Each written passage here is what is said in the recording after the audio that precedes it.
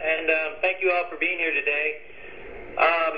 I'll try to be brief, and then we can, obviously this is a big issue, and I won't cover everything, and we can keep moving along. But fundamentally today, we've done two things. We've sent a letter to President Obama signed by over 100 organizations who all expressed concerns about the many unknown consequences and cumulative impacts of natural gas extraction from the Marcellus Shale formation on our environment, drinking water, human health, and our landscape as a whole.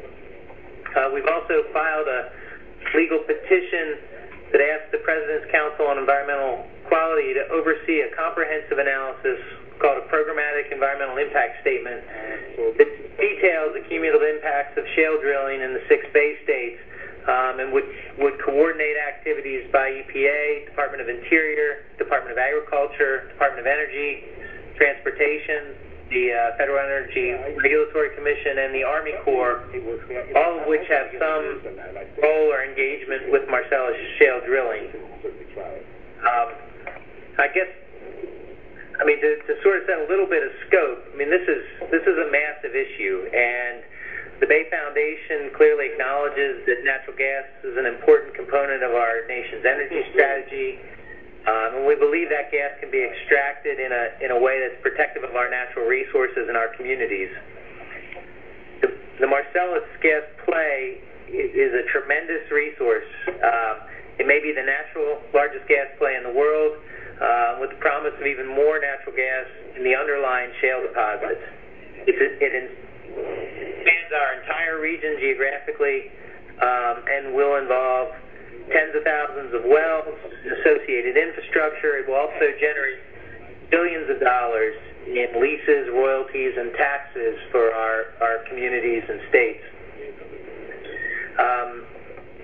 In Pennsylvania alone, if we remain on our current pace, we'll be looking at over 3,500 new drilling permits this year alone. And each drilling pad requires the 4 to 6 acre drilling pad plus access roads, thousands of truck traffic trips for fracking water, the development and implementation of pipeline infrastructure. All of these impacts play out both locally and regionally, and the cumulative impact of these wells on environmental quality we feel is not being adequately measured or addressed. In the context of Chesapeake Bay TMDL, there will be new loads from sediment, nitrogen, and phosphorus, along with the impacts from landscape change, which we must identify and account for so that they can be incorporated into the state's Bay pollution reduction plans. And it's fundamentally inequitable that for us to continue to sort of not understand the scope of these impacts and potentially shift the responsibility of dealing with those impacts to other sectors such as stormwater in our local communities, agriculture, or wastewater treatment plants.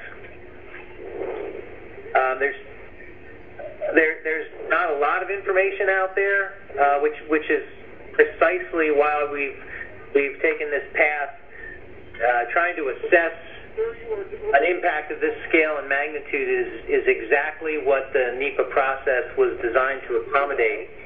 But the information and research that we do have does raise significant questions. Research from Texas indicates that the realities of cumulative impact of erosion in a landscape that's far flatter than north-central Pennsylvania indicates that there is significant erosion from the drilling activities.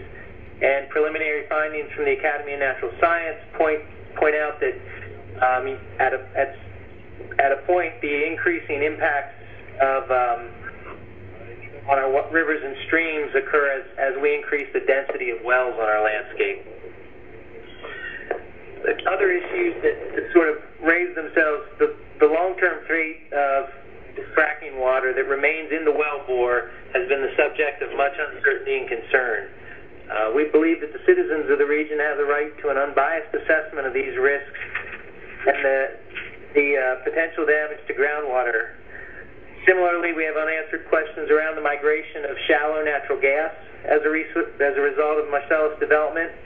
This unexpected phenomena has been documented in drinking water and in the Susquehanna River itself. Clearly warrants additional investigation and some clarity so that we can move forward and the citizens can feel like they're protected.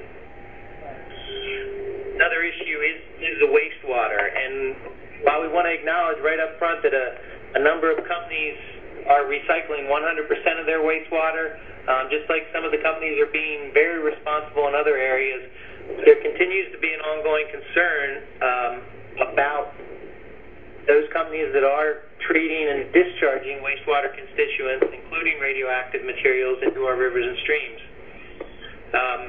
Additionally, some companies have chosen voluntarily to manage all of their mixed fracking water in enclosed containers, which greatly minimizes potential for environmental risks, while others are still managing the mixed water in open pits, which greatly increases its opportunity for spills as well as volatilization and exposure to wildlife.